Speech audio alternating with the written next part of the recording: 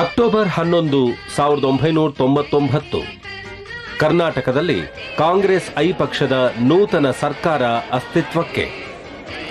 ಹಿರಿಯ ಮುತ್ಸದ್ದಿ, ಪ್ರಬುದ್ಧ ನಾಯಕ ಶ್ರೀ ಸೋಮನಹಳ್ಳಿ ಮಲ್ಲಯ್ಯ ಕೃಷ್ಣ ರಾಜ್ಯದ ಮುಖ್ಯಮಂತ್ರಿ. ಸಂಭ್ರಮ ಸಡಗರದ ವಾತಾವರಣದಲ್ಲಿ ಪ್ರಮಾಣ ವಚನ ಸ್ವೀಕಾರ. ಹಳೆ ಬೇರು ಹೊಸ ಚಿಗುರು ಕೂಡಿರಲು ಮರ ಸೊಬಗು ಎನ್ನುವ ಕವಿವಾಣಿ ಇಲ್ಲಿ ಸಾಕಾರ. ಮುಖ್ಯಮಂತ್ರಿ ಶ್ರೀ ಎಸ್.ಎಂ. ಕೃಷ್ಣರವರ ಅಪಾರ ಆಡಳಿತ ಅನುಭವ ಮತ್ತು ಆಧುನಿಕ ತಂತ್ರಜ್ಞಾನಗಳೆರಡರ ಸಮ್ಮಿಲನ ರಾಜ್ಯದ ಪ್ರಗತಿಗೆ ಭದ್ರ ಬುನಾದಿ. ಆದರೆ ಆರಂಭದಿಂದಲೇ ಸರ್ಕಾರದ ಆಡಳಿತ ನಿರ್ವಹಣೆಗೆ ಹಲವಾರು ಅಡೆತಡೆಗಳು. ಕಾಡುಗಳ್ಳ ವೀರಪ್ಪನ ಉಪಟಳ, ಕಾವೇರಿ ನದಿ ನೀರಿನ ವಿವಾದ, ಸತತ 3 ವರ್ಷಗಳ ಬರಗಾಲ, ಸಂಕಷ್ಟಗಳ ಸರಮಾಲೆ.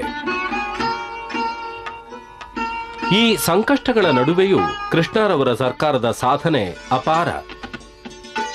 ಮಾಹಿತಿ ತಂತ್ರಜ್ಞಾನ ಕ್ಷೇತ್ರದಲ್ಲಿ ಕರ್ನಾಟಕಕ್ಕೆ ಜಾಗತಿಕ ಮನ್ನಣೆ, ಗ್ರಾಮೀಣಾಭಿವೃದ್ಧಿಯಲ್ಲಿ ಜನಮನ್ನಣೆ, ಸ್ತ್ರೀ ಶಕ್ತಿ ಮಹಾಶಕ್ತಿಯಾಗಿದೆ,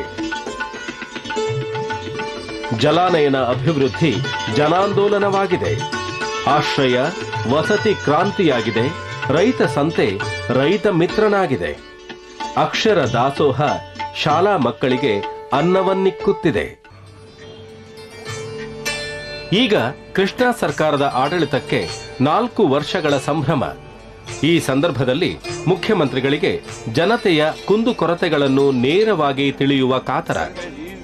ಬೆಂಗಳೂರಿನಿಂದ ಬಿಜಾಪುರದವರೆಗೆ 700 ಕಿಲೋಮೀಟರ್ಗಳ ಜನಸ್ಪಂದನ ಯಾತ್ರೆಗೆ ತಯಾರಿ. ಮುಖ್ಯಮಂತ್ರಿಗಳೊಂದಿಗೆ ಸಚಿವರು, ಹಿರಿಯ ಅಧಿಕಾರಿಗಳೆಲ್ಲರೂ ಒಂದೇ ಬಸ್ಸಿನಲ್ಲಿ ಪ್ರಯಾಣಿಸುವ ನಿರ್ಧಾರ. ಮಿತವ್ಯಯಕ್ಕೆ ಮುಖ್ಯಮಂತ್ರಿಗಳ ಮಾರ್ಗದರ್ಶನ. ನಮ್ಮ ಸಣ್ಣ ಹಳ್ಳಿಗೆ ಹೆಂಗ್ ಬರ್ತಾರ್ರಿ ಸರ್ ಅವರು? ನಮ್ಮ ಸಣ್ಣ ಹಳ್ಳಿಗೆ ಹೆಂಗ್ ಬರ್ತಾರೆ? ಜನಸ್ಪಂದನ ಇದು ಬರಿಯ ಪಯಣವಲ್ಲ, ಜನಸಾಮಾನ್ಯರ ಮಿಡಿತ ಮತ್ತು ತುಡಿತಗಳನ್ನು ಅರಿಯುವ ಸರ್ಕಾರದ ಶೋಭಾಯಾತ್ರೆ. ಬೆಂಗಳೂರು ಗ್ರಾಮಾಂತರ ಜಿಲ್ಲೆಯ ನೆಲಮಂಗಲ ತಾಲೂಕಿನ ಅರಿಶಿನಕುಂಟೆಯಲ್ಲಿ ಜನಸ್ಪಂದನ ಯಾತ್ರೆಯ ಪ್ರಥಮ ಸ್ಪಂದನ. ಜನತೆಯಿಂದ ನಿರೀಕ್ಷೆಗೂ